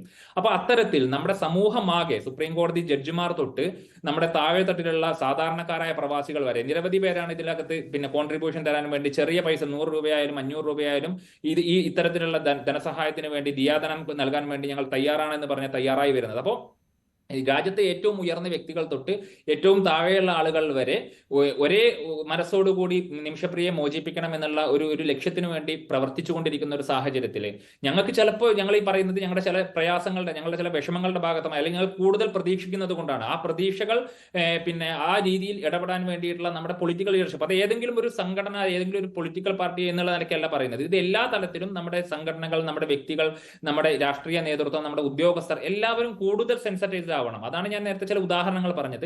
നമ്മുടെ ഇന്ത്യക്കാരെ സംരക്ഷിക്കാൻ വേണ്ടി, മറ്റു രാജ്യങ്ങൾക്കകത്തുള്ള ആളുകളെ സംരക്ഷിക്കാൻ വേണ്ടി, അവർക്ക് നിയമസഹായം ഉറപ്പാക്കാൻ വേണ്ടിയിട്ടുള്ള ഇടപെടലുകൾ ഭാവിയിലെങ്കിലും നമുക്ക് ഒരുമിച്ച് ഇപ്പൊ നിമിഷപ്രിയയുടെ കേസ്, നേരത്തെ റഹീമിന്റെ കേസ് നമുക്കൊരു ഉദാഹരണമാണ്. അതുപോലെ തന്നെ നിമിഷപ്രിയയുടെ കേസും നമ്മുടെ ഒരു മൈൽ സ്റ്റോൺ ആയി മാറട്ടെ നമ്മുടെ ഈ പ്രവർത്തനങ്ങൾക്കകത്ത്. അത്തരത്തിലുള്ള സഹായം മാധ്യമങ്ങളുടെ ഭാഗത്ത് നിന്ന് വലിയ രീതിയിലുള്ള പിന്തുണയാണ് ഇതുമായി ബന്ധപ്പെട്ടുകൊണ്ട് നമുക്ക് ലഭിക്കുന്നത്.